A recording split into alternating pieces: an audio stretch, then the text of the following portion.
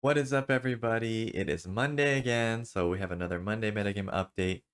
This was a really great weekend. We had a really huge tournament. I don't know if you've heard of it, the World Championship.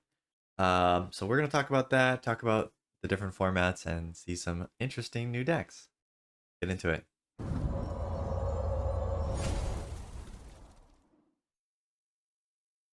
Okay, so starting off as usual with standard. So standard meta. Um, Still relatively the same. I mean, we have mono white humans, we have Azorius soldiers. Esper Legends did come up. I mean, we talked about it a little bit last week. But you'll see in a little bit that a lot of people feel like Esper Legends is or Esper based decks are the best decks right now. So yeah, definitely very good deck even in best of one. I looked through a lot of these decks. Besides mono red, there's not a whole lot of innovation in best of one format. Best of three is a different story, but best of one, people are mostly playing their old decks. We do see that mono white got a few pickups here with the Virtue of Loyalty. So people are running a couple of these because, it's pretty decent creature, 2/2, night creature token. And then the late game one is what really makes it good. It's like a continuous anthem effect that gets bigger and bigger, just pumps your whole squad, untaps so you can block. So really powerful effect that white definitely wanted, and just makes it that much better. So it's even good in the late game. So that's the main pickups for best of one. Of course, we have these 4-color and 5-color domain decks. A lot of times they're running the up the beanstalk. We also see the, I believe this is the Bramble one, I hope. The one that uses like Cascade basically to get out some of your big creatures. Um, Saw it in the picture, but maybe it's not. Oh, yeah, here we go, here we go. Bramble Familiar in this version of the deck to get out some of your big stuff. But you don't have to have that version, just the one with the Beanstalk is also very good. Uh, Everything is not quite as good as the aggro decks in Best of One. I mean, aggro is still really strong, and the Esper mid-range type stuff is very strong. So those are your kind of best ones for Best of One. In Best of Three, we have a little bit more variety. Of course, Esper Legend's still there, Soldier's still there. The control deck that I mentioned is also very good. Humans is good. We have the domain ramp, also quite good. Mono red. And then the next two decks are a little bit more fun. Band Control and Golgari Midrange are kind of two new decks that really made a big splash. This Band Control one kind of came out of nowhere. It was, as you'll see in a little bit, one of the decks that is in the World Championship deck lists. And so I guess, people have been doing some testing with it. It's been doing well. And basically it's blue-eye control splashing for the Up the Beanstalk card, which is just, I guess, the best card draw right now in Standard. And I don't know why they printed it as a green card. Wizards, why is green the best draw color? Doesn't really make sense. Um, but yeah, that's what they chose. Usually green had to be draw kind of conditional to creatures. This time around, they just made it any 5 value or greater card spell. So yeah, a little bit weird that it's in green, but what can we do? Wizards loves to break the color pie. Um, Anyway, I know what they're gonna say. They're gonna say it's an enchantment. Green has enchantment, so it's tied to a green color pie thing. That's why. But still, any sort of like just pure card draw card used to be in blue. I guess they've changed it now, so now any color can draw. Anyway, I digress. The next one is Golgari Midrange. This one's really resilient, good early game, good late game, very tough to beat. The Restless Cottage is also very strong. And I've had a few games where I lose because the turtle card pumps their lands and makes it hard to use cut down. So it kind of stops the opponent's cuts down while they still get to run cut down. So very annoying. So that's a solid deck as well. So those are kind of your choices for standard. Any of those lists are pretty viable in best of one and best of three. But aggro is a little bit better in best of one. Oh yeah, I have them up here so you can see, but here's the band control list. You know, it's running Leyline Binding, Up the Beanstalk, one Broker's Charm to, I guess, give you a way to destroy enchantments if you need to, or just draw your cards. So that one probably isn't really that important to be in there unless there's some specific matchup that the enchantment removal is useful for. And then Lay Down Arms also nice to have since most of the mana base is plains. You get to use this to remove stuff like Thalia. So very cool deck, and you know, honestly lots of innovation. This is very different than the normal blue-white control deck. So yeah, really cool that I think it was Greg Orange came up with this deck, or maybe his team. But yeah, very cool. And then Esper Legends, the main difference now is Lord Skitter. There's a few different versions of this deck, but everyone's running Lord Skitter now to get a kind of a wide board to help your Rafine, to help you just have like a way to beat board stalls because it just keeps going, and you also get to exile the graveyard, which is good against mono black and things like that. So it just kind of got one more powerful legend to add to the deck, and it makes it that much better. All right.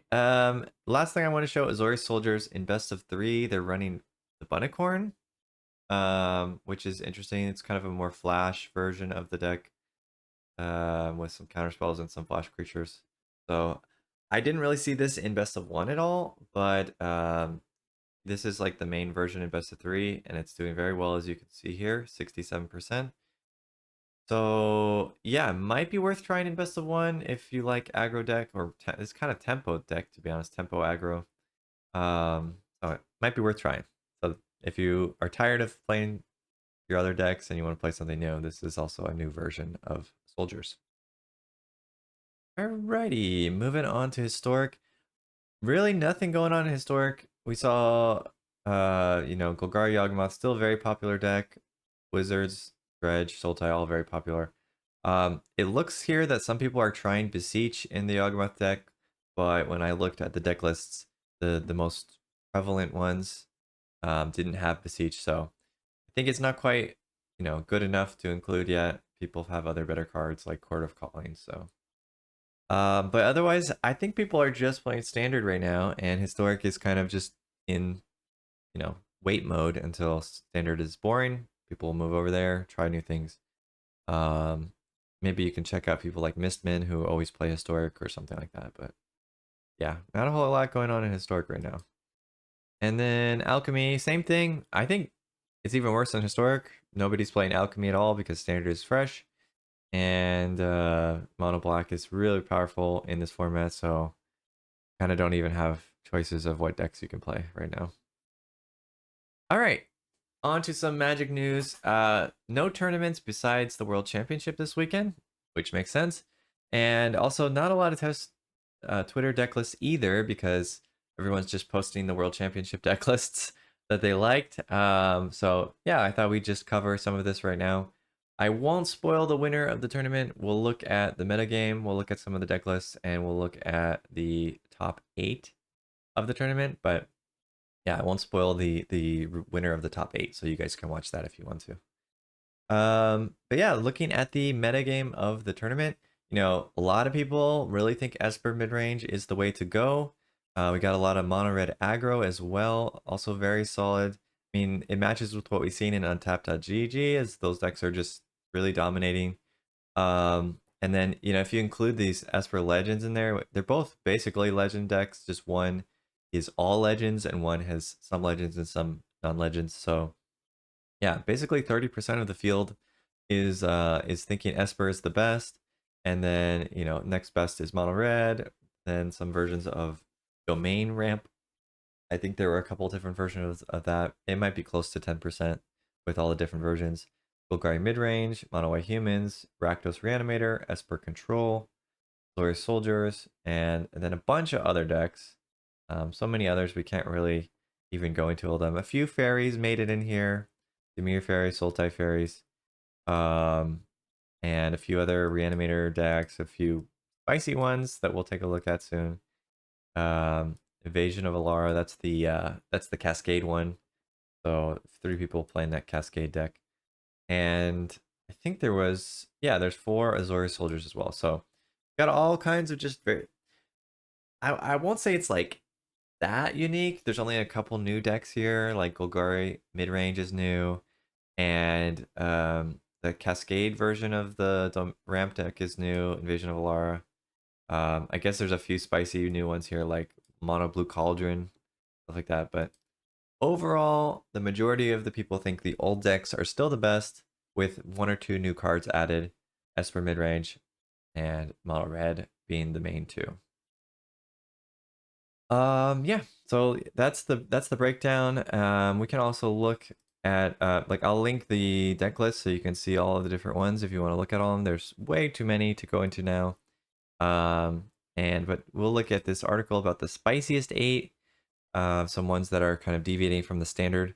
So we have things like Simic Cauldron, which is using Sleep Curse Fae, Rona, this archaeologist Kami. This is the one that helps it generate infinite mana. Kami, you add mana equal to its power. You have a Sleep Curse Fae, which untaps. And then you have the Cauldron, Agatha's Cauldron. So when you get those 2 exiled now, you can make infinite mana. So that's like the big powerful thing in this deck. And I saw that there was a mono blue one as well, but this one is a Simic version. So I don't know what the mono blue one is trying to do really. So maybe it'll be in this list as well. And then I guess your big payoff is something like the Hellkite here, which you can play and then just pump for a lot of mana and damaging the opponent and win with your infinite mana. You can also use the mana to transform your Rona, I suppose. And anything else? Doesn't look like there's a much other for your win con, so I guess that's the main thing. You just try to find your Hellkite, you make infinite mana, and then you hopefully win the game immediately with the Hellkite. So that's kind of thing. Interesting that it only has 1 Hellkite in the deck. So maybe you're milling yourself a little bit with Jace. Try to find it. You can bring it back with the Restoration. Seems a little bit gimmicky to me, but maybe you can also just win with the beatdown plan in some of the cases. So yeah. Anyway, interesting deck nonetheless. Here's the mono blue one. Yeah, it's not really mono blue because it has Hellkite, but I guess all your lands are blue, so that's why. So this one, I guess it's using Omen Hawker plus Sleep Curse to keep tapping and getting mana. Or I did play against this on the ladder before where they were able to like use this Hypnotic Grifter plus the Training Grounds. So basically they can connive 4 or 5 times a turn and just pump their creature up super huge. They can also pump it with the Surge Engine pretty easily. So I guess that's the main power of this one is Training Grounds, plus you can add those abilities to your other creatures to just pump them really huge. Pretty cool. You know, it definitely has some power, but I think it's still also a little bit gimmicky. I mean, you really have to find your Cauldron, and you need to find your pieces.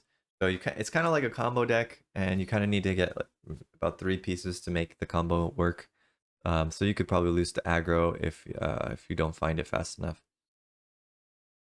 Yeah, but cool. People are trying new things. I applaud that. I think this is a very new deck, and so yeah, I'm glad somebody tried it and they thought it was good enough to bring to Worlds. Pretty sick. Zori's tokens. This is one that I do think is pretty good. With the Bunnicorn, you got Invasion of New Phyrexia, Segovia, Wandering Emperor, Virtue of Loyalty, of course, and Wedding Announcement. All of these things making a bunch of tokens. And then, you know, your Virtue of Loyalty is going to pump everything up super huge. And yeah, I think you might be a little bit susceptible to some really hasty aggro. Otherwise, you're going to have a huge Bunnicorn. You're going to go super wide. You're going to pump your whole team super big. And basically, late game, you're unstoppable. I guess it loses to Farewell. So maybe Band Control beats this. But I think this deck probably beats any mid-range deck, and maybe even the like ramp decks. So pretty cool. Definitely, I think this is more of a solid deck than some of the other ones we saw, but it's a very cool deck. And then Rakdos Sacrifice. think nothing really special here. Only cool Anvil deck. We did get a few new interesting sacrifice payoffs like Sir Ginger. And Godric is kind of a weird one. I guess you make a lot of blood tokens, so you trigger Godric a lot. I don't think it fits the deck super well, honestly. So I wonder if this deck could be improved even more. I did have a version of this that was similar. Um, but yeah, I'm not sure. But the Surgenger are definitely good include. Torch the Tower good as removal that also exiles. And prize one, and you can use it to sack your creature, not your creatures, but your tokens and your artifacts and things like that. Pretty cool, pretty cool. Sultai Fairies. This was Shota Yasuoka's deck. He's a really, really great, usually control player, sometimes tempo, but usually control. And he actually it's just Dimir Fairies, but he brought some green land so he could play the Restless Cottage. Uh, I guess basically he decided that that's the best man land of the new set. It's a 4/4, if for 4 mana to pump, and then it creates a food token, and you can exile cards so you can deal with some of the like underdog and things like that that are annoying. Um, yeah, very interesting that he went into green for that. We saw other players just running pure Dimir fairies. I also think it's interesting that he's not really running any of the 1-drop creatures besides the Sleep Cursed Fairy. So definitely more controlling than fairy decks I've played in the past. Other than that, a fairy. This is not fair. Picture's wrong here, but Fairy Mastermind, of course, very good. So it's very much like the Demir kind of mid-range deck that was popular. Adding a Sleep Cursed Fairy. You still have the Kaito and the Shieldred and things like that. You add Ego Drain, though you only have 10 fairies, so a little bit hard to get the Ego Drain off, I would assume. And then a lot of new counter spells and things that come with the fairies. So pretty interesting. Not sure. Yeah, again, I think this deck probably could have a little bit more tuning. Um, but Shota, Shota's a good player. He probably knows better than me. It just feels like this this is not gonna beat some of the other decks in the format. I could be wrong, but that's what it feels like. All right, domain control. I think this is mostly what we've seen, but it has some weird cards like Seed Shark, Shieldred, Wandering Emperor, and Sunfall. Okay, so the domain control, huh? I guess it's just they want Beanstalk, they want Leyline. The rest is just a control deck. And herd migration, I guess, to gain life and to get your lands. Interesting. Okay, well, Eli Cassis is a very good control player. It's definitely a weird deck, I will say. A very weird deck. You got the Chrome Host plus Leyline combo, which is pretty nice. You got the Beanstalk plus Leyline combo, which is pretty nice. So it could be good. I think you're gonna have some land troubles with the 5-color of this, but yeah, could be good. I'm not gonna knock it. Definitely interesting. I like that it's pretty much completely new deck at this point. Or Shieldred is too good not to play. But yeah, it's spicy. Definitely spicy. All right, Invasion of Alara. This is the one we've seen before. Alara lets you cast the Bramble Familiar, which lets you cast the expensive side of it, kind of cheated out, which lets you basically cast Atali, Atraxa, this Golem, this Desecrator, or this Tanuki. I don't know why the Tanuki's in here, to be honest. But yeah, so you get to Cascade and play some powerful card and win the game, basically. It's a very strong deck, but it takes a long time to get to this end game, so I think there's a lot of ways to disrupt it. I don't really think this would win the tournament, but it's definitely a strong deck. It could probably get you in the top 8 or something like that, but I don't think this would be the winning deck. And 5-color Reanimator. What is this playing that's new? Anything interesting? Collector's Vault, I guess, to ramp you and also discard the thing you want to reanimate. Cruelty of Gix. Kind of interesting.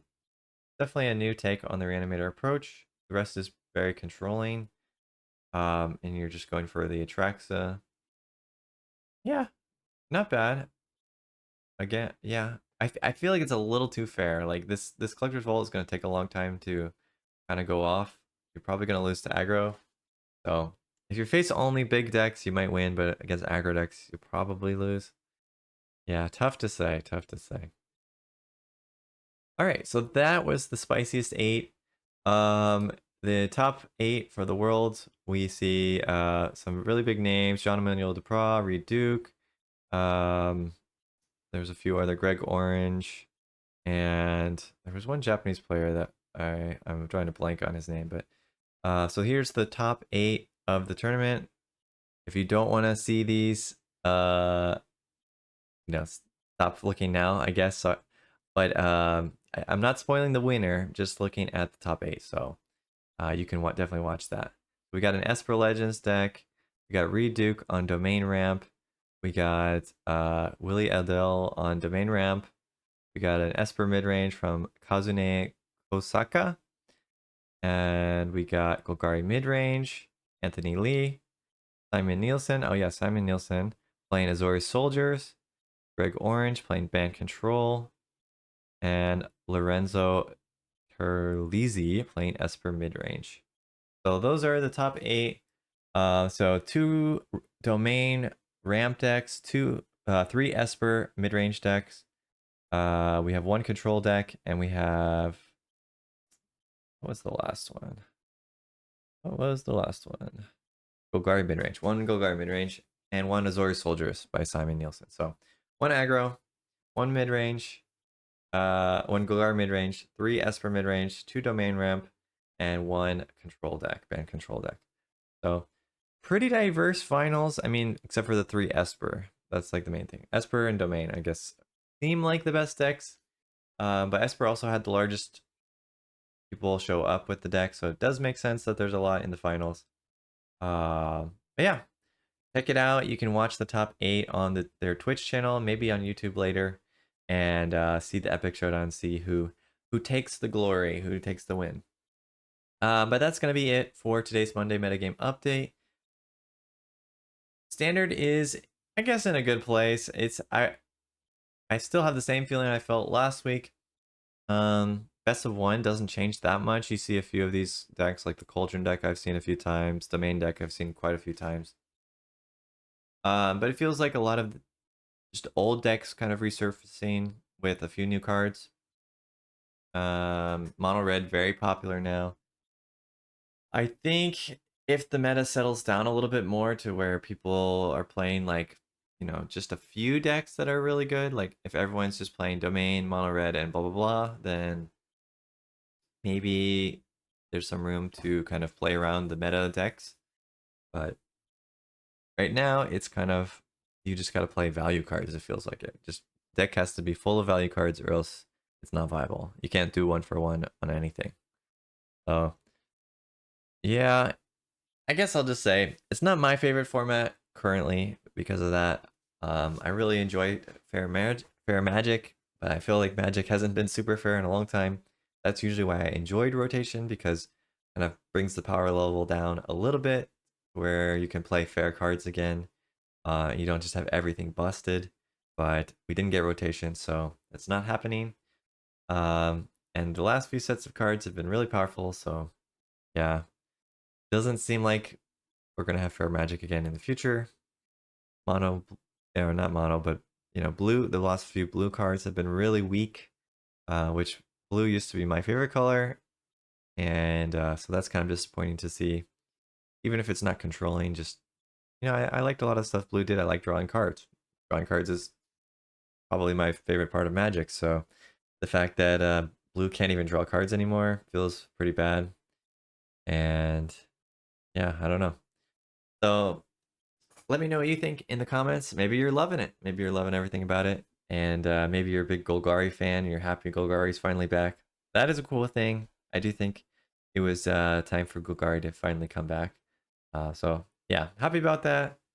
Not happy about Soldiers and Azori Soldiers still being very good. And yeah, we'll just have to see how the format changes. So anyway, go out there, have some fun. Until next time, see ya.